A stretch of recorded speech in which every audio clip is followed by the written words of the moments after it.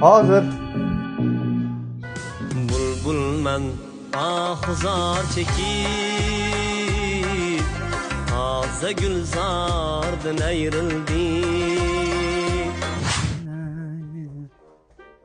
Tinchlikmi, nima shovqin? Akam yana qaytib kelibdi-da. Teskari dunyo bo'lib qolsa nimalar bo'ladi? Yana nima bo'ldi, o'g'lim?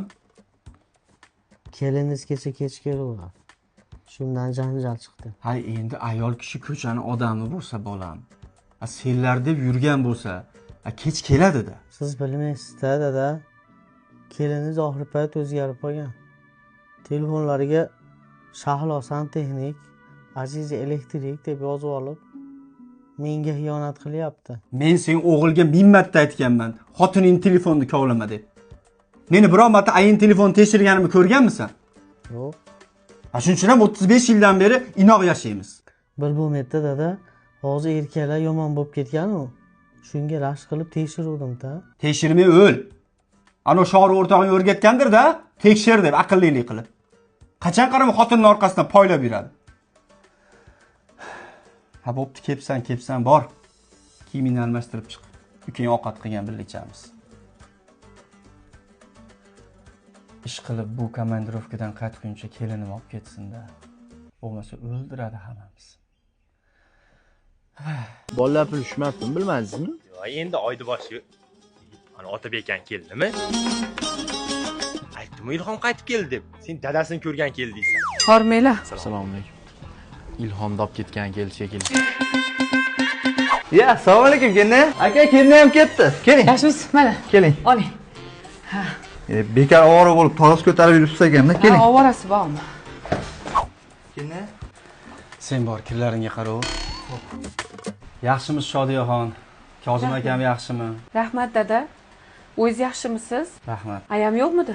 Ayiz komandirovkada edi. Endi Shodiyaxon sizni kelinimiz emas, qizimiz deganmiz.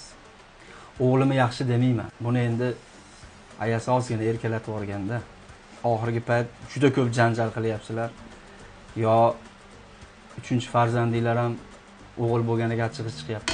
Yo'q dada. Xudoga shukr. O'g'illarim qizim yo'qligini bildirmayapti. O'zi aytishadi-ku, o'g'il bola onaga mehribon bo'ladi deb. Ha, unda o'g'limdan biron ayb o'tayotgan bo'lsa ayting, birgalikda to'g'rilaylik. Endi to'g'risini aytadigan bo'lsam dada, oxirgi paytlari o'g'lingiz latta jinni so'p bo'lgan. O'tgan kuni o'g'lingiz bolalar bilan to'yga boraman dedi. Kastim shimo bering dedi. Dadasi bir oy oldin berdim-ku desam, yo'q, uni oshnalarim ko'rgan, kiymayman dedi. Ha, sabrli bo'lish kerakmi erkak kishi? Juda to'g'ri gapni gapirdingiz. Nima ahvol bu?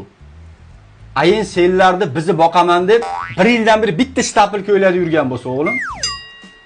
Bunaqa odatlarni kimdan o'rganding, hayronman. Yana undan tashqari internetdan bu kishim soqol oladigan pena bilan adikalon zakaz qilyapti. Olib bering dedi. Olib berdim, to'g'rimi? Bir haftaga yetkazmadi. Erkak kishi degan sal tejamliroq bo'lish kerakmi, dadajon? Buni ham to'g'ri aytdingiz. Mana men bitta britvani 6 oydan beri ishlataman. Biron joyim kamib qolayotgani yo'q. Qaytib urishmanglar, yarashib olinglar, qani. Qo'sha qarib, baxtli bo'linglar. Endi o'g'lim, ayol kishi gapirganda erkak kishi sal past kelishni ham bilish kerak. Hech narsa bo'lib qolmaysan. Mahallani yangi kuyovlarining oldida gap so'z bo'lib ketmaylik endi. Men xarajatma. Yaxshi yetib ol, urushmagin, bolalaringga yaxshi qara. Bo'pti bola. Tinchib ketsin-da ish qiladi. Dada, men o krasovkam bilan futbolkalarim qani yangi olgan. Akenga berib yubordim. Yana berib yubordingizmi? Berib yuboraverasizlar, yangi olavering endi, berib yuboraverasizlar, Ha, ayin kelsa yangi olib beramiz senga. O'zi uyga o'g'il bola kelsa uydagi shifirga ham qaltirab turadi degani to'g'ri ekan-da. O'g'illama, ey!